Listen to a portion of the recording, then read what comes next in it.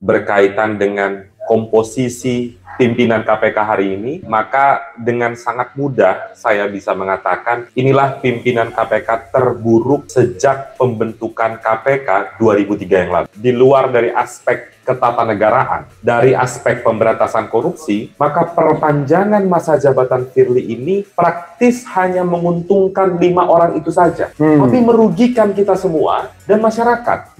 Pegawai KPK harus bersabar 1 tahun menerima kenyataan mendapatkan pimpinan yang buruk seperti mereka.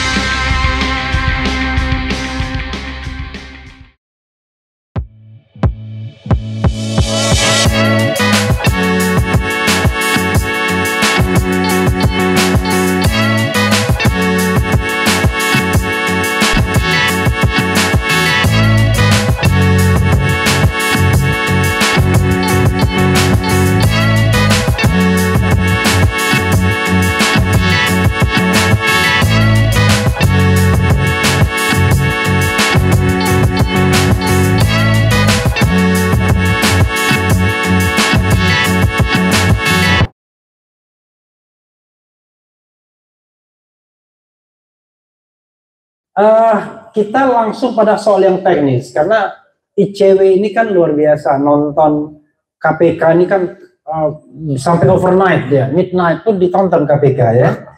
Dan KPK ini ada paradoks di sini, yaitu kalau saya tidak salah tangkap, mohon maaf kalau saya salah tangkap, bahwa ini KPK yang paling tidak didukung oleh publik, bahkan tidak didukung oleh ICW lah minimal.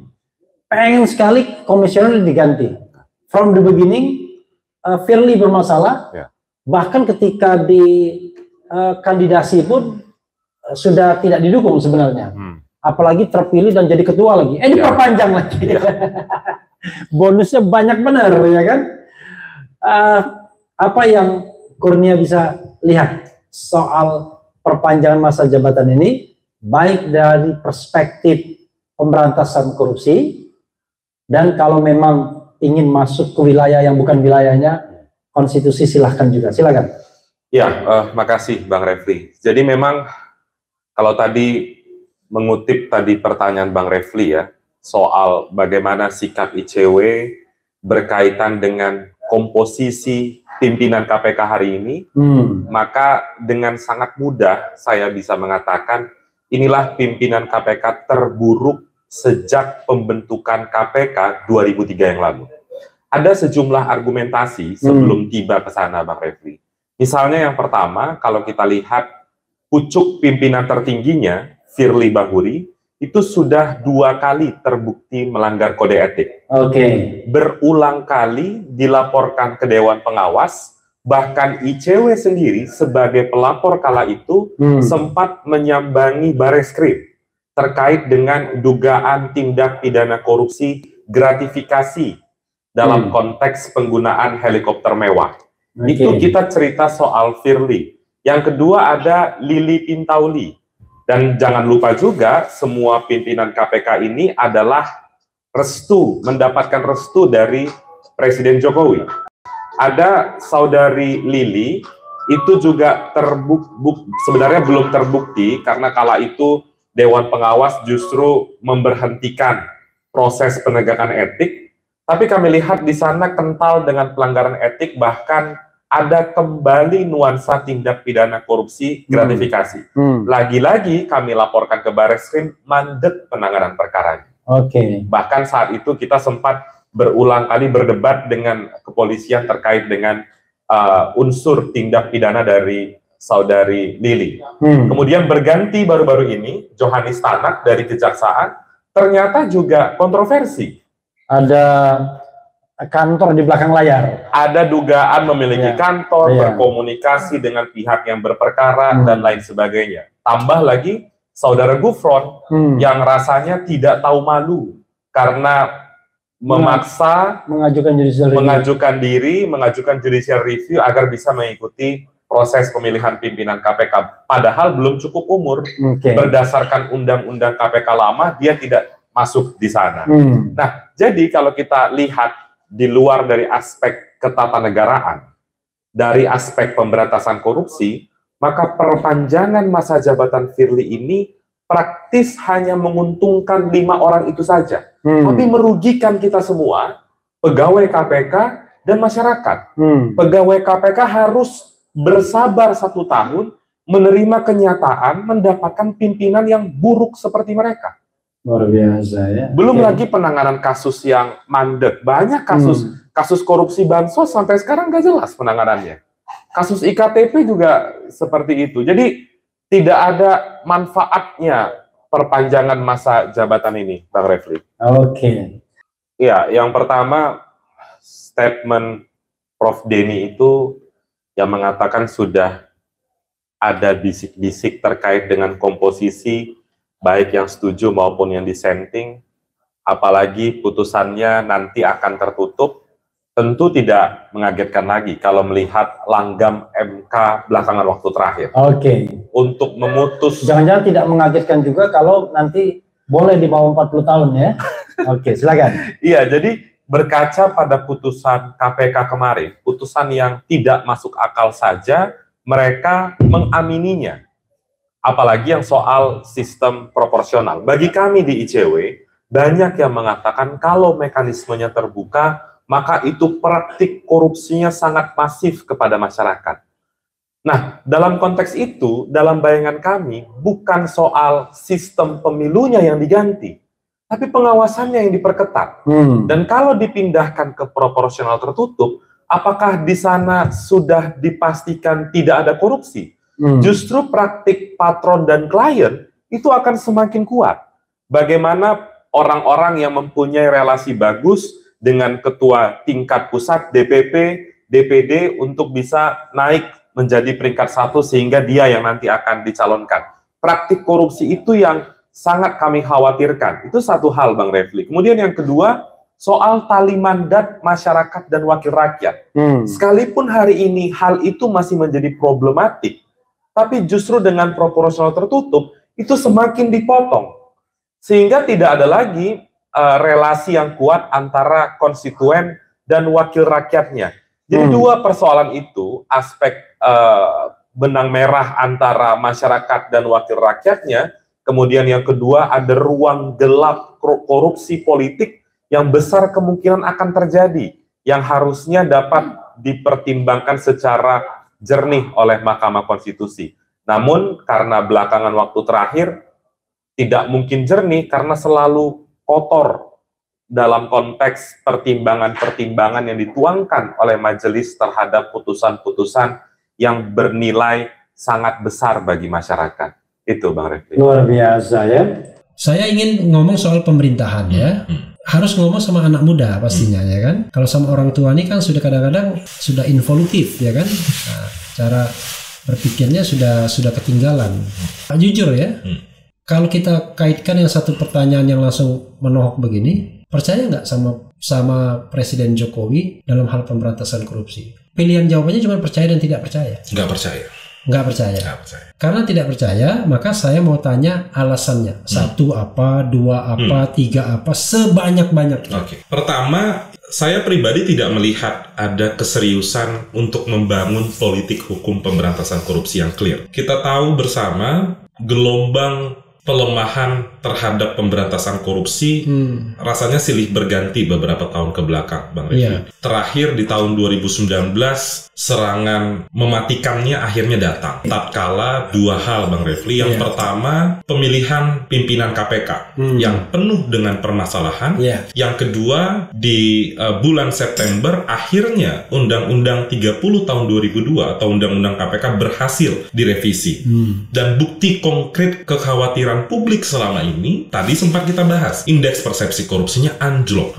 Kondisi KPK sudah kian anjlok dari 40 ke 37. Kondisi KPK semakin mengkhawatirkan. Publik tidak lagi percaya kepada KPK, tentu didasarkan atas beberapa survei di tahun 2020. Yang kami catat setidaknya ada 7-8 lembaga survei yang mengonfirmasi degradasi kepercayaan masyarakat kepada KPK yang sebenarnya sesuatu yang baru, belum pernah kita lihat belakangan waktu terakhir. Karena dulu biasanya kalau institusi yang dipercaya, KPK biasanya paling atas. Paling atas. Sekarang sudah mulai turun, dan juga banyak produk legislasi kan sebenarnya selama ini perdebatannya pemerintah kan tidak bisa intervensi proses hukum. Benar, saya sepakat 100% dengan itu. Tapi pemerintah punya kewenangan untuk menyokong agenda pemberantasan korupsi dengan menghasilkan. Kalau saya punya biasanya sobat era nggak suka kalau saya motong, tapi motong sedikit boleh ya. Kalau saya sudah punya pendapat, yang tidak boleh diintervensi itu kalau penegakan hukumnya lurus. Tapi kalau penegakan hukumnya bengkok, wajib diintervensi. Oke, silakan terus. Jadi saya melihat pemerintah itu tidak punya kemauan untuk menyokong agenda pemberantasan korupsi dengan menghasilkan legislasi-legislasi yang bagus.